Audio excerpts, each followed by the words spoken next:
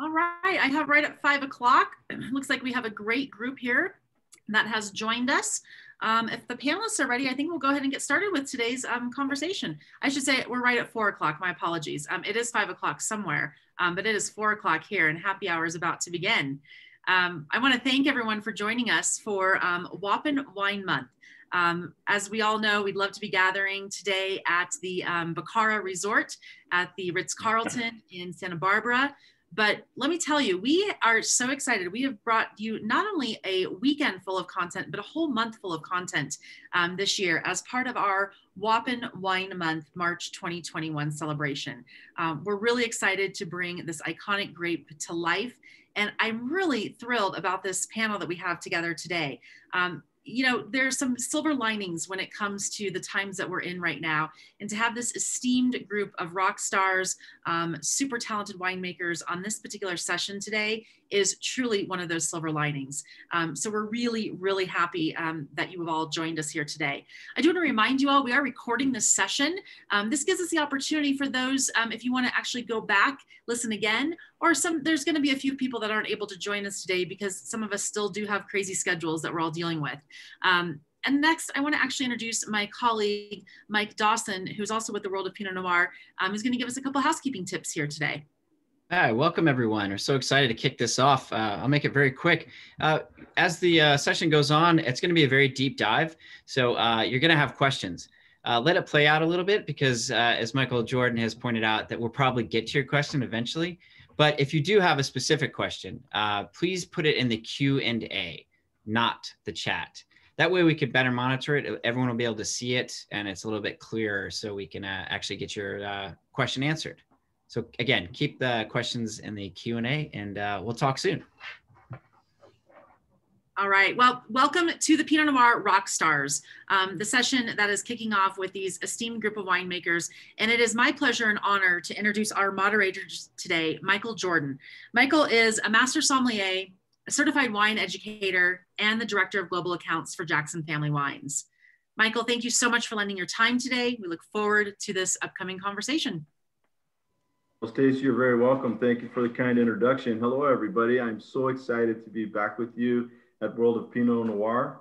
And this is one of my favorite things of the entire year, every single year. And today we're sharing it into your homes and to your most comfortable places where you are right now. I hope that you have all the wines poured and ready to go because I want to give you absolute, it's not necessary, but we want to give you permission to drink at will and ask you to please drink at will. Taste through the wines, drink them as you wish, go from one to the other and back and forth as much as you wish because that you're just gonna have way more fun doing it like that, but just save a little bit of each wine for when we are actually going to be talking about those 4 wines with these 4 amazing winemakers. Now, as Stacey said, yeah, my name is Michael Jordan. It's true. I know for those of you that aren't familiar with me, I'm not the tall one. I'm the really short one. But, you know, I've been a restaurateur for a long time. And, you know, I was born into a restaurant family and started when I was a kid and grew up in my dad's restaurant and so on and so forth. But what I love about that is 1, I learned about hospitality, and 2, I learned about delicious stuff. And today we are bringing you delicious stuff. You know, we are ambassadors of flavor, and I have been known as the sommelier for the people. I'm going to tell you a brief introduction of each of the regions that we're going to before we introduce the winemaker from that place rather quickly. But the winemakers truly are the stars of this program, and their wines really are the stars of the program. So I want to talk about the Pinot Noir grape for just a moment, the one that we're all so in love with. And some of us actually lust after because it is the most delicious, you know, and most difficult grape to make wine from, one of the most difficult grapes to grow, as you all well know. But I wanted to also point out, because I think this picture is worth 1,000 words, that juice is clear inside that Pinot Noir grape. Most of you, of course, know that, but just in case you haven't cut one open and looked at a Pinot Noir grape, okay, that juice is clear. All right, and so by soaking that skin in the juice, we extract the color, the flavor, what little beautiful soft silky tannins we get, and all of those things. Okay. And it is one of the absolute most magical grapes on the planet. And that's why we have World of Pinot Noir. And all of us have been so dedicated and love this thing for so many years. And okay. Yeah. So I want to first tell you that our first winemaker that we're going to bring on in a moment is Josh Bergstrom from Bergstrom. We're going north to south is really the only theme we have today. And as we're going to begin in Willamette Valley, I want to just share a little story about Willamette to kind of set the stage for one of the reasons that this is one of the most incredible wine regions in the entire world. Okay, let's see. On the next slide, you're going to see a map, well, two maps actually, one of the entire state there, and at the north end of the map of the state where it says Willamette Valley, that little white signature is kind of covering up most of the Columbia River. Willamette Valley is, you know, got a lot of creeks and then rivulets flowing into it that join into the Willamette River that flows north up into the Columbia. Recently, there have been a couple new AVAs added to this area, and there will probably be a couple more before everybody's done. But Tualatin Hills, Laurelwood, Van Duzer Corridor are basically new to the mix as far as authentically approved viticultural areas. And, you know, back when I was just still sitting the master sommelier examination and studying for that thing, they added 6 AVAs inside of Willamette. And really, I thought the only reason they did that was to make it harder for us to pass our exam. But then, you know, after further inspection, I realized there are very significant reasons why these AVAs are separate and have their own names. The best story of all of this entire region for me is the Missoula floods. Yeah, back in the day, it was so long ago, it was in the last ice age. I was only little, I can barely remember. But what happened was there was this lake the size of Montana called Lake Missoula, and it was an ice-locked lake. And as many of you know this story, some of you don't, and I think it's one of the coolest stories in the world of wine of how regions were developed, was cataclysmic events. A few of them happened. It flooded several times, but it broke the ice dam that was encasing the lake and caused a flood. It wasn't just a flood, it was a flood with a wave 200 feet high. Now, whatever room you're sitting in, even if it's a beautiful double open beam ceiling, that's about 20 feet. So if you imagine a wave 200 feet that flowed out and created the Columbia River Valley, it grinded out the valley as that big flood flowed out towards the Pacific. Well, when it got to this valley, Willamette, it filled that valley up like a temporary lake. And it was like a slow moving eddy, and all of these giant boulders, rocks, gravel, sand, woolly mammoth tusks, and everything else that got grinded out and flowing out there was dropping while that water was slowly spinning into the valley, and has created areas and pockets where there are additional types of soils in addition to the original 2 soils that exist, which is ancient fossilized seafloor, right? Sedimentary soils, ancient fossilized seashells and whale poop and all that good stuff that we know Pinot Noir loves to grow in. Well, there's a lot of volcanics going on up there. The 7 Sisters is part of the Ring of Fire. Each one of those is a volcano, and recently Mount St. Helens was the last one to pop. My wife lived up there. She actually saw that thing erupt from her back door. Anyway, I digress. What we're talking about is 2 basic soil types, and there was a third called loess, which was this dusty silt on the lake beds that dried up, that got blown all over the place and mashed up into the 2 other types of soils. Many of you have heard those names. Jory is the volcanic reddish kind of a soil, and Willackenzie, they gave that name to the lighter color sedimentary soils. Well, now there's mashed up all different kinds of soils there. But that story leads us into one of the amazing regions that created this beautiful, perfect place for Pinot Noir to grow.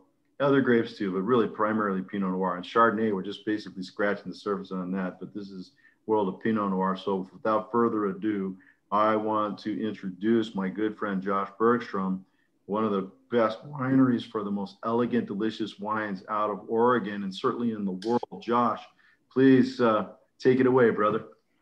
Thank you, Michael, and thanks everyone. Yes, we are up here in a diverse region up north. You know, I mean, this is a great panel. And just real quickly to say to my friends on this panel and everyone who's joined, you know, Oregon and Willamette Valley Pinot Noir only accounts for 1% of all wine made in the United States. So for me to be here today talking with some of my great friends and people who I admire from California is an honor. I want to thank the World of Pinot Noir for having me on. Proud to represent the Willamette Valley. As Michael alluded to, just an amazing region for geology and geography. For me to drive, and we're starting, like Michael said, from north to south. So for me to drive south to get to Michael Browne's place, you know, we're talking 10 to 12 hours in a car. And then for Michael to drive south to get down to Gary and Mark's, we're talking another, what, 5 to 7 hours, right, guys? So it's, you know, we're talking a big spread of geology and geography. And that's what makes this discussion great. And, you know, from my understanding, today is going to be a really fun discussion and just talk and drinking some really cool wines and telling stories. And so for me, I think that I would like to start with my story, which really is more about my dad. And the reason I want to tell this is I'll give you some context about the wine that I've brought today for you all to try. And the wine that we're tasting from Bergstrom is called Cumberland Reserve. It's from the 2018 vintage. If you have this open, please pour a glass and let's start tasting. But to understand Bergstrom and why I've been doing this for 25 years, so I've been making wine in the Willamette Valley for 25 vintages this year, all is really about my father. My dad grew up in a northern Swedish logging agricultural town, right? So he lived in a communal household with no indoor plumbing, no electricity, no cotton clothing. They made all of their clothes from their animals. He was a logger at the age of 12. He took out his first loan at the age of 12 to buy his first axe and saw and cross-country skied to work every day. And I always joke, of course, it was uphill both ways. But, you know, my father grew up in a tough environment, but became an American dream. He had this desire to leave Sweden and was very fortunate that his aunt and uncle who had already immigrated to Oregon sponsored him. And at the age of 17, with only a 5th grade education, my father got on a large vessel in Oslo, Norway, and went across the Atlantic to the New York harbor, as many immigrants did before him and during his time. And he flew directly to Portland, Oregon, where he went to first day of high school, did not speak English, graduated student body president. Went on to Willamette University and graduated student body president. And then went on to become a world-renowned OBGYN surgeon who specialized in infertility medicine and reconstructive pelvic surgery. So the reason I say that is that my father is an American dream, and he is who raised me in Portland, Oregon. That's where I grew up. And we grew up on a road and lived on a road called Cumberland for 30 years. And that is what we have named this wine after. And we grew up in Portland in the 70s and 80s when, you know, you guys in California, you saw this before we did, but this cultural renaissance was happening, right? We were moving away from big box frozen grocery stores and the Betty Crocker cookbook.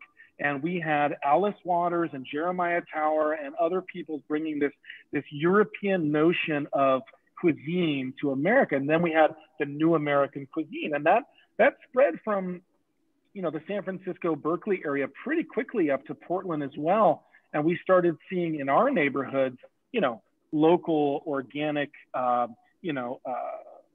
farmers markets, butchers, bakers, brewers, winemakers. And I think that's when my dad realized he wanted to get back to an agricultural community.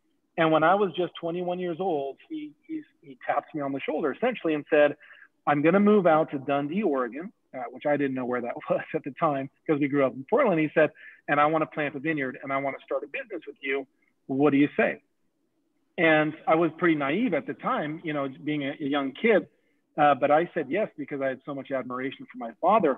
And so my dad and I used to drive from Portland, Oregon to UC Davis on the weekends. We would drive all day long on Friday, all night long, Friday night, to get down there. We would take extension classes in viticulture and enology on Saturdays and then drive all the way back on Sundays.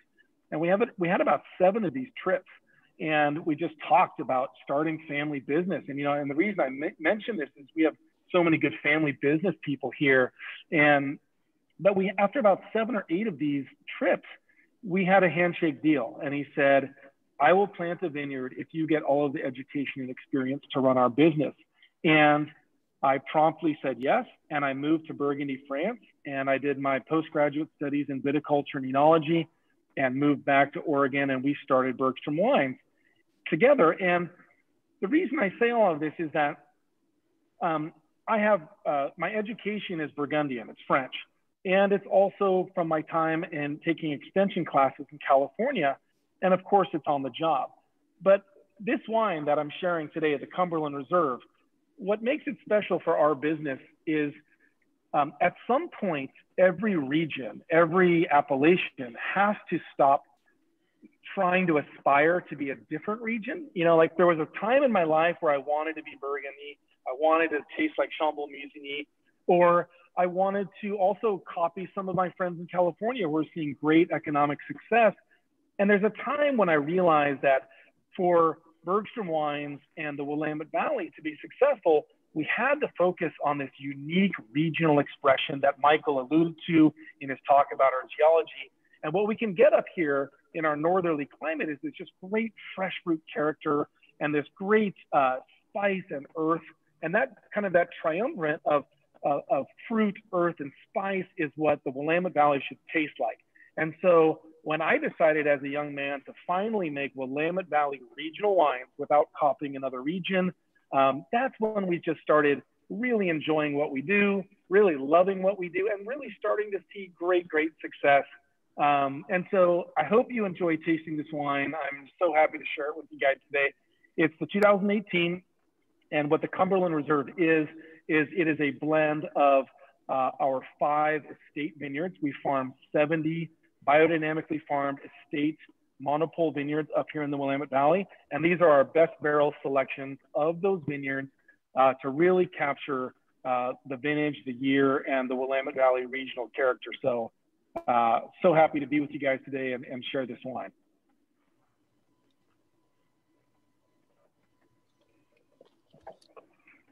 Josh, I want to say that in many years past, I've always been a fan of your wine, and in my restaurants, I've sold all 4 of these guys' wines, and big fan of all of them. But your wines have been so elegant, and that's one word I know a lot of people use to describe Pinot Noir. But your wines from Willamette Valley were some of the most elegant and pretty that I had ever tasted for many years, and you know, I know Dundee is kind of known for that in general, but what did you account for your particular house style, man, of the way that you come across? Is it the biodynamic farming? What factors do you give?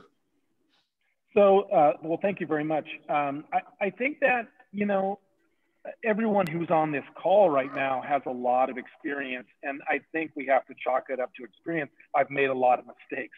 I mean, honestly, Michael, the first Chardonnay I ever bottled, re-fermented in bottle. I had a guy in Los Angeles call me and said he wanted to buy every last bottle of my champagne that I had made in the year 2000. You know, the first Pinot Noir I ever bottled was low filled by about 30 milliliters, and it was cloudy. You know, we've all gone through the growing pains of starting, but what I can say is that in my 25-year career, I've made wine from 125 vineyards here in the Willamette Valley. So I know every single appellation extremely intimately. I know the soils, the rootstocks, the clonal combinations.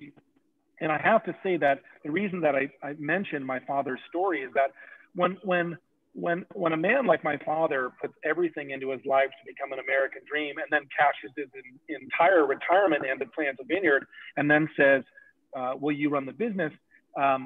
Screwing up was not an option, and hard work is something that we all share.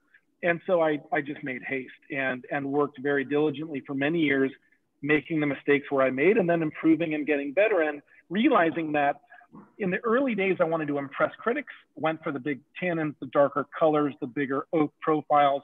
That didn't last very long because I realized that my wines weren't aging the way I wanted them to, and realized again that the regional character, the regionality of the Willamette Valley is all about that elegance, that suave, that silkiness, that freshness, that succulence, that brightness, that tension. And that's where I've been trying to hone my skills over the last 25 years, is to try to be a good roadmap, like a Venice roadmap for wine lovers. I hope that people can buy a 6-pack of my wines and see the geographical differences just by tasting them. That's my goal. Well, I'm all in, Josh. Thank you very much. I think it's wonderful. Your wines have great lift, and they also maintain that kind of savory characteristic that Willamette is known for. And what I'm really happy about is that many, not just wine lovers, but consumers all over are understanding that Willamette Valley wines taste like Willamette Valley wines now. They don't taste kind of like Burgundy or kind of like New Zealand or kind of like how for years we were looking for some kind of descriptor. Thank you, Josh, very, very much. Well, as Josh was explaining, what the word for that to me is vigneron. And all 4 of these gentlemen are vigneron.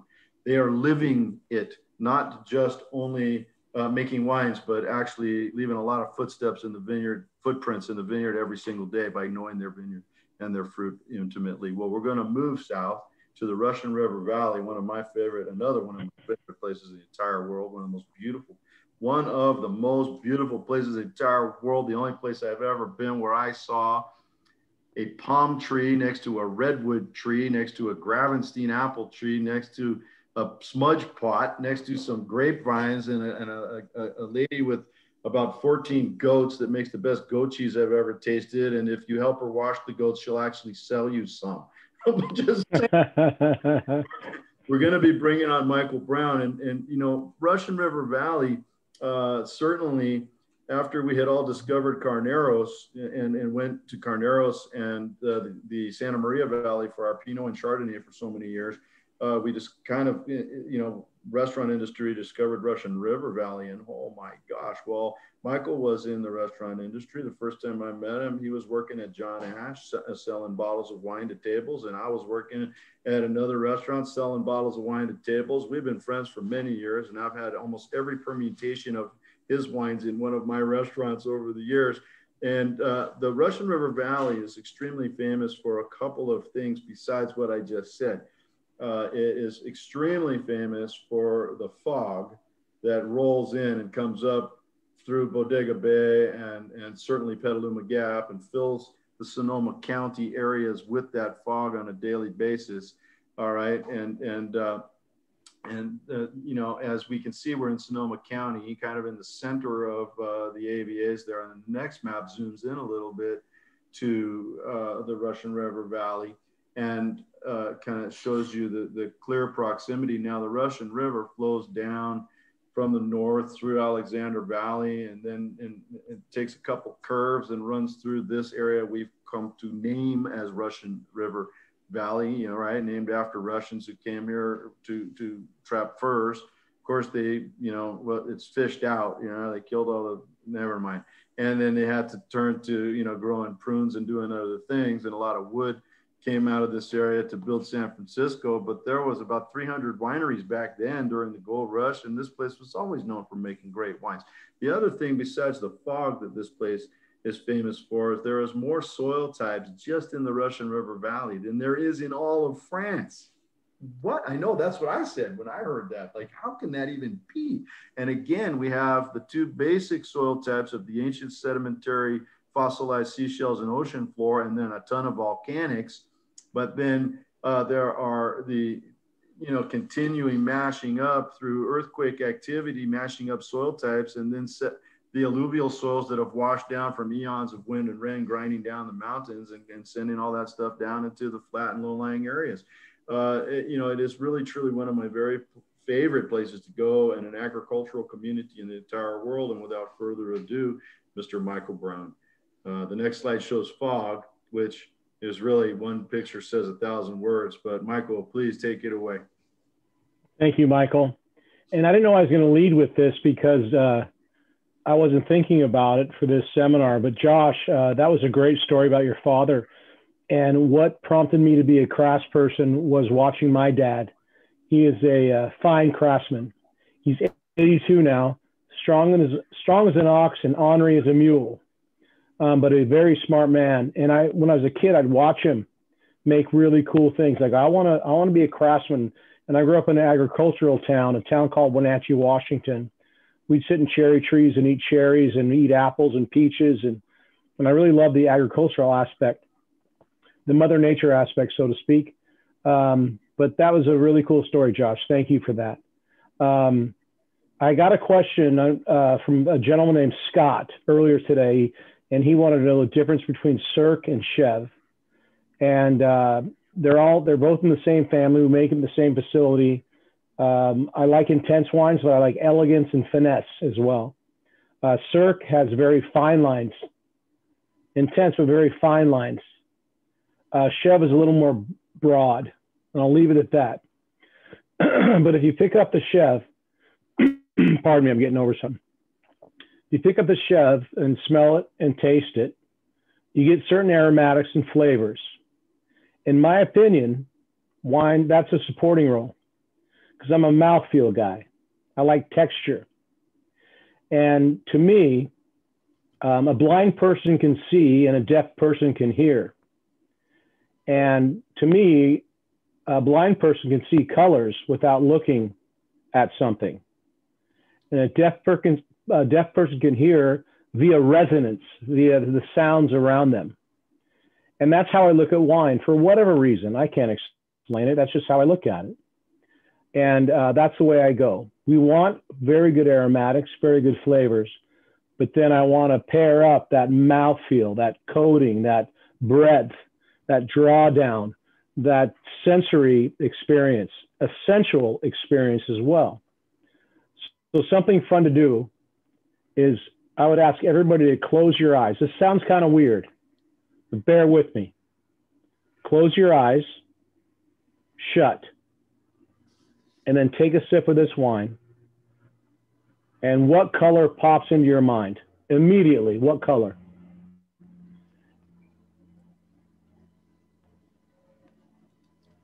You can see the colors. I get dark colors. Yeah, like what? Dark blue, dark purple, dark red? Dark blue. There you go. That's a good example. And everybody sees it a little differently, but typically most people see it the same way. But I wanted to bring that up because I think it's very important. We sense things in different ways through our different senses. And also the resonance, the sound. And you have, in my opinion, the palette is like a variety of instruments. I mean, you can play a really great song on one cello, but then you add other things, a piccolo, a violin, Angus Young coming down the stream, right? And that fills everything out. And that's the sound. And so I look at it visually and I look at the sound. And how does it look and how does it sound without my eyes and without my ears? So that's how I look at the wine. And so I don't want to take too much more time on the wine. I just say, I hope you enjoy it. And all we try to do is make something that, without me explaining it to somebody, because most of our wines are in front of people around the country in different facets, different ways, that I'm not there to explain all this stuff. So the wine has to explain itself, not in a serious manner. It's like, was that enjoyable? Was it really nice to sit around that fireplace with some good music, with some good wine, with some good food? Yeah. And what does that lead to? It leads to conversation, which I think is super important. So I like people, not everybody, but most people. And the one on the screen right now, that's our team. There's my dad right there in the cowboy hat. But it's all about the people. And wine slows people down. Wine, if you pair it with music and food and perhaps a fireplace, and then stories and conversation, Well, man, that's going to be a good evening, man, or maybe a breakfast. It's probably better to do it evening time. But yeah, so that's kind of my take on the wine. And I don't want to take too much time talking about the wine, but we have a few vineyards, about 13 different vineyards. We have an estate vineyard and a few more we buy from. We have great, that's the backyard view of our winery. And we're very fortunate to have some great growers. As Michael said, Russian River Valley, everything grows well here. Everything grows well. Grasses, trees, flowers, bugs, microorganisms, mammals, birds, humans, grapes, right? It's a Garden of Eden, man, in my opinion. And we're blessed to be here. And thanks for having me. And Michael, you take it away, man, whichever direction you want to go. Well, Michael, I have a question for you. Would you please tell us briefly about your book? You heard of it? Yeah. I was encouraged to write a book a few years ago, and I go, I don't know how to write a book. Then I met a guy who has a book company. And he goes, Michael, you got to write your story because he knows our wine. I go, I don't know, man. I don't know how to do it. He goes, that's what I'm here for. It took 4.5 years to write that darn thing. And I just told a bunch of different stories in it, from my childhood all the way up through kind of current times, but lots of different things in there. And there's some personal stories, and there's some wine stories. There's some technical stuff in there, not too technical. I didn't want to go too technical as far as winemaking and the procedures involved, and then marketing and how to deal with people and what people are looking for. Because I used to ask our staff, new people coming into Koster Browne, I say, what business are we in? We make wine. I go, that's one of them. Yeah, but that's not the primary thing. We sell wine. Yeah, that's important. We pick fruit at the right time. Absolutely. Keep going, And I would say we're in the entertainment business. And it's not like It's not that kind of entertainment. It's more like you add something to somebody's evening, or they add it to their evening. It's their decision. And hopefully it has a role in the evening. It doesn't have to be the spotlight on it. That's insane. It's just it's an ingredient to a wonderful evening, And I like that aspect of it, because you put a spotlight on just the wine, you're one-dimensional. Fill it out, man. Fill it out and get to the conversations, because people have so many things in their minds there's so many stories out there, and you sit back and listen. Oh man, it's a wonderful thing. Wonderful thing. The hang is the best. So speaking of the conversation, I know you can give us a 2-word answer to this, brother. Who narrates the talking version of your book, brother? Captain Kirk. William Shatner. I got William Shatner to do it. And he nailed it. Man, yeah. I talked with him one day, the day before he went to the studio on this thing. And he goes, Michael, I like the manuscript. You know how he talks? And I said, thank you, Mr. Shatner. And he goes, I'd love to do it, but your book has a lower tone. So I'm going to lower my tone. I said, however you want to do it, man. However you want to do it. And he freaking nailed it. He nailed it. It's really cool. So yeah, I would encourage anybody to get the talk version of this thing, because it is absolutely entertaining. Have you listened to the William Shatner one? Oh yeah, man, it's amazing. So my dad's a big science fiction nut, right? And I told William Shatner's assistant about this, and so William Shatner signed a photo for my dad back in the day, the golden thing, the golden outfit he had on, and he's looking very stoic, And I had it framed really nice for my father, and I gave it to my dad for Christmas, and he put it in a really cool spot, and he just was grinning. He was grinning, man. It was a really neat thing. And who would have thunk it, man? Right? Well, thank you, Michael. One question, just real quick. This question is from Nick for Michael before we move on. Is Nick is picking up some Coca-Cola notes in your Pinot Noir, and is just wondering about that and how what brings that out. I'm not sure what brings it out, but that is a trait of Russian River Valley. Sometimes people think it's sassafras you know, and Coca-Cola or Dr. Pepper or something like that. It's something to do with the terroir. I'm not really sure. I don't think it's a bad thing. It's just there is that cola aspect to it. And not all Russian River Pinots have it, but some do. And I don't mind it. I kind of like it, actually. And it's not, and some people would say, oh my gosh, it tastes like Coca-Cola. It's for all these Americans. It's like, no, it came from the ground, man. That's what Mother Nature gave to us, right? Yeah. And we just happen to nurture it to this way. That's part of the terroir, you know? And it's just a characteristic of the region. And we made some Oregon Pinot back in 19. We'll do it again this year. And we brought it down, made it completely different animal. It's gorgeous. I love it, you know, but it's way different. And you go down to Santa Lucia Highlands, for example. Different. It's different.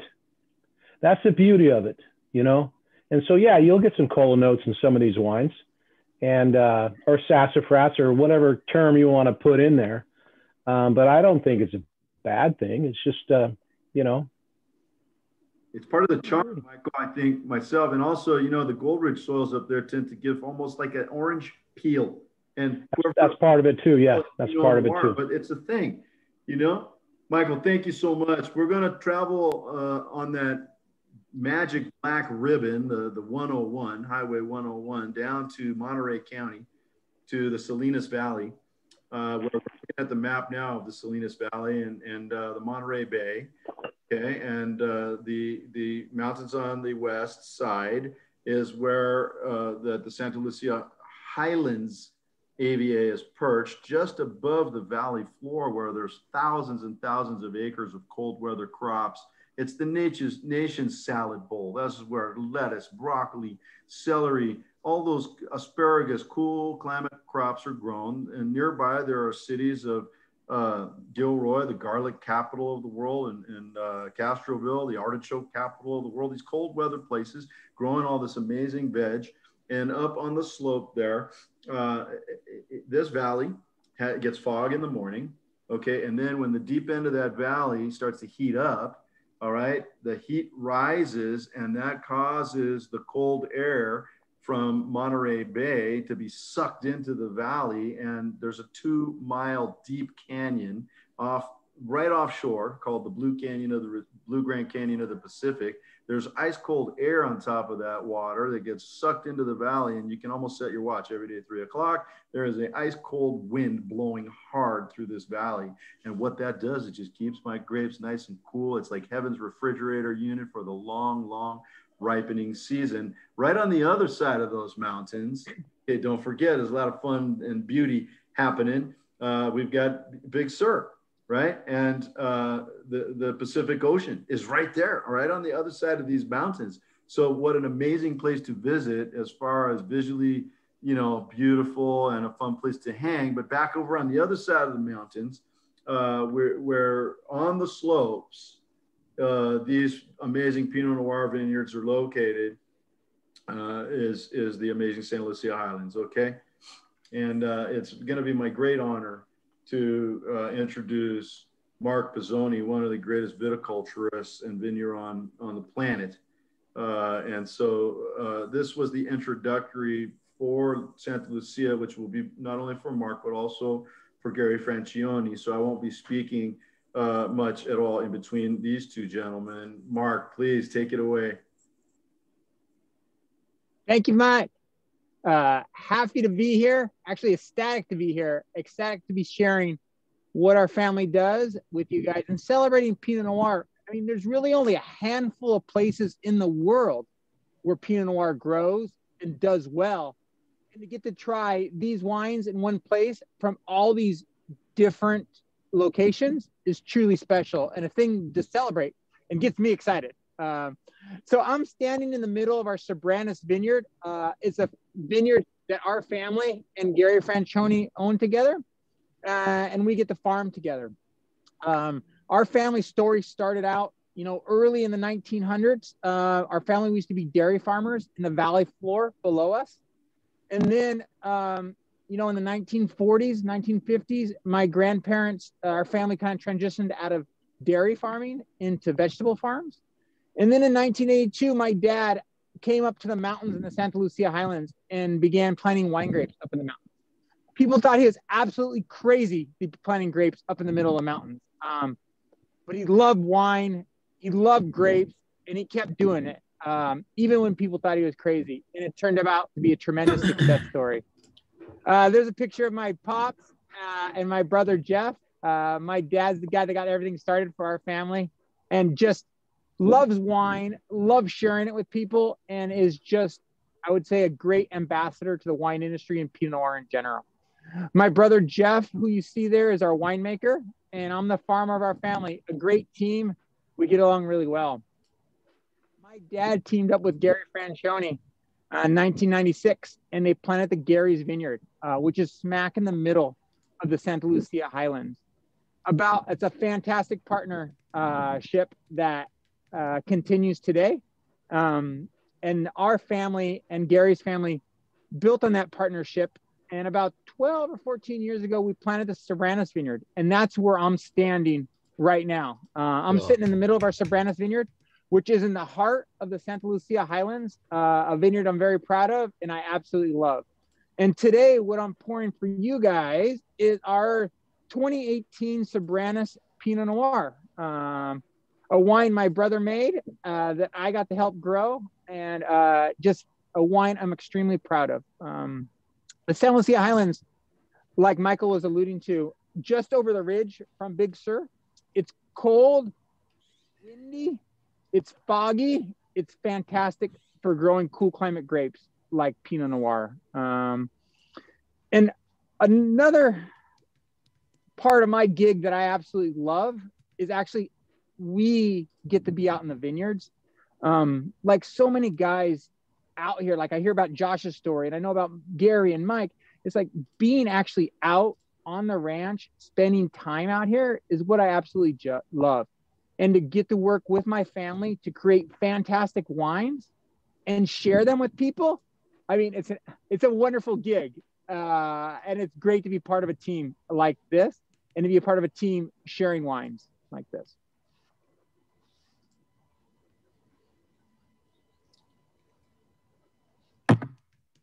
Any questions for Mark? Beautiful wine, Mark.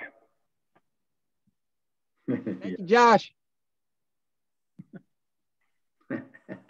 So when your dad Gary was working with Gary, and now Gary can tell us some of this to create the vineyards that you folks farm together. Mark Pisoni, how was it that you gravitated into the viticulture end and your brother gravitated more to the winemaking? I mean, that's a perfect thing, but did you guys have to toss a coin, or were you just predisposed? You had specialties and talent in those areas. Yeah, a great question. Dad really created a fantastic culture for us, really instilled for us, one, a love for land and the ranch and farming, and also a love for like just wine and sharing that with people. So we just wanted to be with Dad and be part of this like great vibe and great thing he's got going on and really continue that today, which is cool. I, as a kid, naturally drifted to the farm. I was the kid out in the garden planting corn and string beans and working with my grandfather on the vegetable farm. My brother naturally drifted to the winery, and he was the little kid who had the microscope kit, and was doing great in chemistry in school and had the microscope kit. And Dad loves to say that, hey, I got one kid that grows the grapes and the other one makes the wine.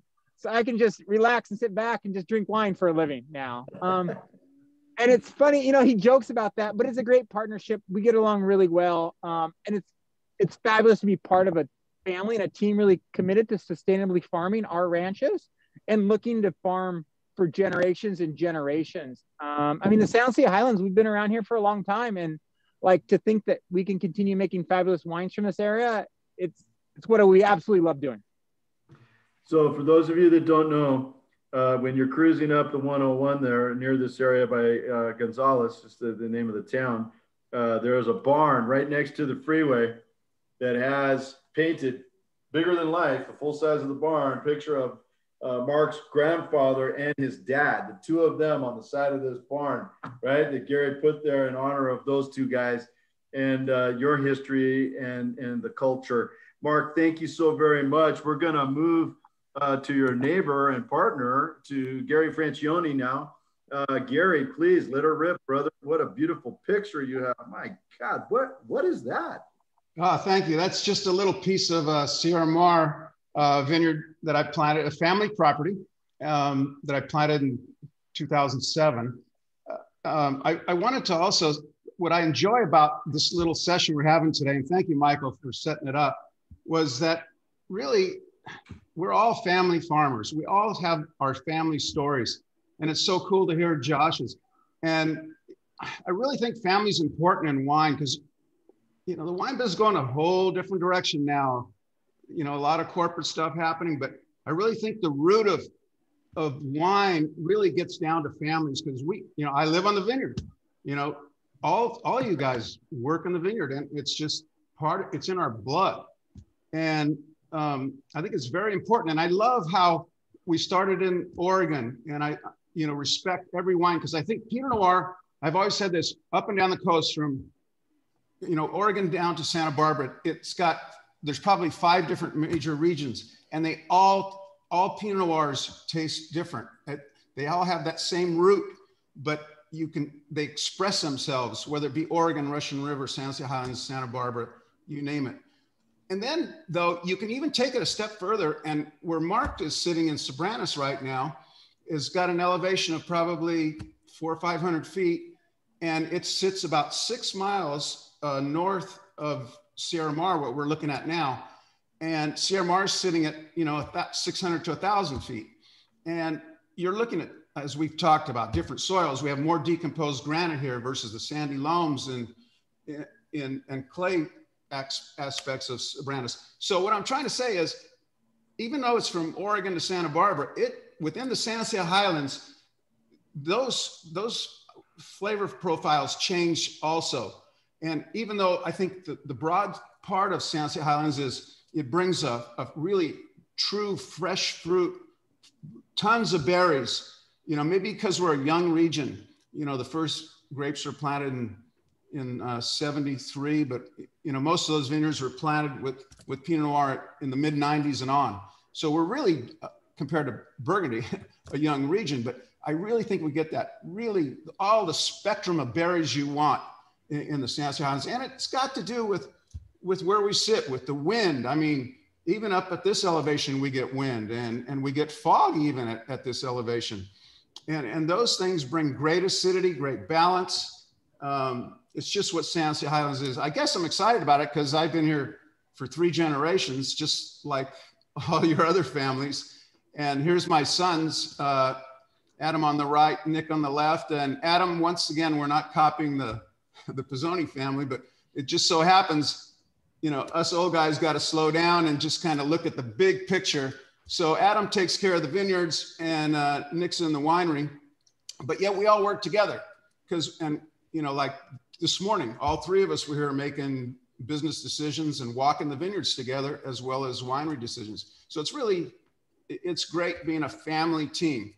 And it's, you know, Sierra Mar, the wine you're drinking right now is in 2018, as all the wines are. And I thought that was a cool thing, Michael, to put together the same vintage for everybody. I have to pump water 3 miles to get there. It's high elevation. But it brings those berries, those kind of mountain berries, darker berries, as well as the spice that comes with San Jose Highlands and the acidity. I mean, but like Michael Browne says, you know, I'm not going to tell you what's in it. It's just what I feel. It's what I feel about what our vineyards present. So that's kind of our story. Some more shots here at Sierra Mar. It's really fun because I get away from there, from the rest of the valley, and I'm just up there with my kids or my workers, and there's nobody to bother me up there. And we just do our thing with the grapes, man. Our story is attention to detail. Every vine is touched every 12 days. And we want to make we want to grow the best grapes to make the best wine we can. So Michael Browne, I got a question, you know, let's shake it up here a little bit. You know, where'd you meet Josh? I want to hear the story. We met many times on the road and different places like that. But the first time I met Josh, I can't remember exactly where it was, but I looked in his eyes and I go, "This is a cool dude." You know, I wanted to get to know him better. And it was on the road, right, Josh? It was just every once in a while we'd run into each other, and it was always a good time and laid back cat, and just he had a certain energy to him, a certain vibe, and I like that. You know, I like good energy, and he's full of it. He's full of that good energy, and I'm attracted to people. I'll say that you know, it's really interesting that I think some people think there's this negativity or competition between Oregon and California, and yet everyone on this call has been good friends for 25 years or as long as I've known your brands. And I'll tell you a good story. I think one of the first times I met Michael and you know, when he was at Costa Browne with Dan, was probably at either the Masters of Food and Wine or Pebble Beach, one of the early iterations of that. And actually that's where I actually met your dad, Mark, for the first time. And I have to say this is what blew me away, because I was just a young punk trying to make wine and keep up with the market. And I was in the back row of a seminar that Michael Browne was on, and someone asked the question, "Michael, when you're not drinking your own wine, what do you drink?" And he told the whole crowd, "But you should try Bergstrom wines. They're really good." And I almost passed out. I mean, I was like, wow, what a great guy. And I mean, I thought it was super sweet. And yeah, I would say we've known each other for more than 18 years, 17 years. Yeah. Yeah. I only recommend what's really good, man. Only what's really good. I got to tell all the people listening, how could you not fall in love with any one of these folks on the call? They're all just good people, all right? Not only are they so talented and people that actually care what you drink, right? They care. They're good people. And that's why we've called this kind of group as an extended group. There's others, the Brotherhood of Eternal Pinot. Well, it's sisterhood as well now, but just saying, hey, Gary, I got a question for you, Gary Franscioni. How did you come to name the company Roar? What a cool name. Oh, thanks. Franscioni's kind of too long to spell and too hard to pronounce. So my wife and I kind of went through it. It's a really long story. We don't have time for it, but we love the roar of a crowd. We want to put that feeling, it's a sense, and you want to put it, you know, it brightens up your spine. And I want to put that in people's mouths and taste. And I want them to be happy and get that thrill, you know, like the roar of a crowd. Just we're spine-tingling wine. Wow, so fantastic, folks. I want to thank all four of these great artisan winemakers, brilliant individuals, and very kind people. All right, I want to thank you four winemakers very, very much. You know, I want to thank everybody that is listening as well. Here, we want to leave you with a parting shot of some of the most delicious looking fruit, you know, where we've ever seen, while you're savoring some of these wines. And, you know, I am grateful to be part of this call because, you know, how could you not want to be part of this group? For people that make some of the most delicious wine you've ever tasted in your entire life, certainly some of the greatest winemakers in the world, and darn nice people too. I want to thank Stacy and certainly Mike Dawson and the team at World of Pinot Noir for continuing to provide entertainment for us and hospitality. Those two things go hand in hand, hospitality and entertainment, and keeping the world of Pinot alive. And hopefully next year, we'll all be able to gather together and drink together in person. All right. But I want to thank Stacy and the whole team there for including me. I want to say thank you and bid farewell to all of you. I know that Stacy's got more to tell us, and there's questions and answers and all kinds of things. But thank you so very much. I'm going to go on mute now, but thank you again, everybody. Enjoy your wine. And you know what? Don't forget to share your wine with others, because it makes it more delicious. Thanks, Michael. Thank you, Michael. That was lovely. And thank you to all of our panelists. What a beautiful discussion. And, you know, I always say the spirit of camaraderie in the wine industry, it's always fun when you bring folks. I mean, at the end of the day, I hate to say it, you guys are competitors, kind of, but not really. Like, that's the cool thing about the culture of the winemaking community overall. Mike, do we have any final questions that we want to pose to our panelists here today? Yeah, just want a point of order. Please note that Nick's question about the cola notes, that he was saying that he loved them. I just want to make that clear from way back. But Tony Lombardi from Lombardi Wines has a question for Gary. Just, what characteristics does Gary get from his exceptional vineyard sites? Like, what are some of the more prominent characteristics, more unique characteristics that you're getting there? On the aromas? I think he's just talking general characteristics. Yeah, I say with flavors and aromas. Yeah, I tried to cover that on the berries from north to south. You get red in the north because it's cooler, and in the middle you get more blueberries and more black on the southern end. But I really think my wines, it's about, as Michael talked, texture is very important to us. And I think the rose petal on the nose is always prevalent in San Jose Highlands. Gary, if you don't mind me saying, this wine reminds me of some awesome, wines from certain volcanic islands in Europe where you get this great Earl Grey bergamot aromatic. I think it's really a beautiful tea expression that goes with the floral as well. It's lovely. Thanks, Josh. I think, as we've talked about, it's all about sight. Yeah. Excellent. Well, I wanted just a couple of housekeeping items for our attendees. First of all, thank you guys so much. We know that there are so many things that you could be spending your time with, but I'm just really honored that you guys, first of all, selected to purchase these amazing wines and joined us here today. What an awesome opportunity. And a huge shout out to the panelists.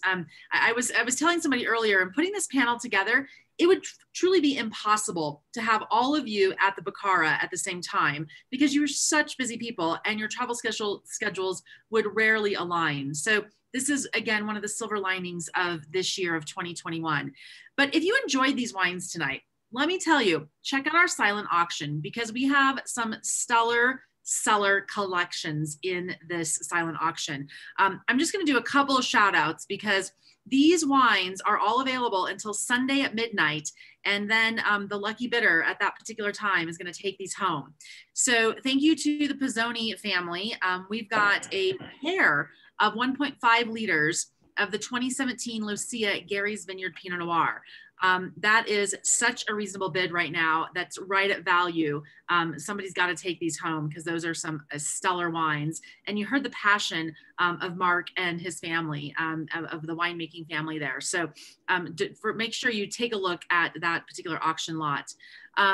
If you loved the Coca-Cola and Michael's wines, we've got, again, another 1.5 of the 2018 CHEV Pinot Noir. It's an etched magnum. This is truly a collectible item, something that I'm pretty sure Michael doesn't just give to anybody. So thank you, Michael, for that beautiful donation. And again, guys, take a look at that because that one is going to be a collector's item. Moving on to Mark, the 2018 Bergström Cumberland Reserve. So exactly the wine that you enjoyed tonight, but not just in a 750, but a 1.5 liter. I don't know about you guys, but I can't wait to get back to dinner parties. And one of the things that I love is be able to take a Magnum to a dinner party. So again, some special wines on the auction block.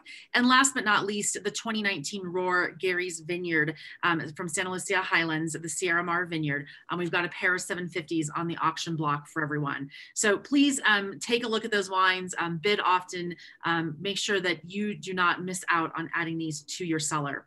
And with that, I want to thank you all so much for joining us for the kickoff week of a World of Pinot Noir Wine Month, March 2021. If you enjoyed tonight's session, take a look. We've got sessions coming up over the next 3 weeks throughout the month of March. And there's actually a bonus week in March this year because we do have 31 days that we get to celebrate Pinot Noir. Thank goodness, because there's so many great stories, so many amazing wines.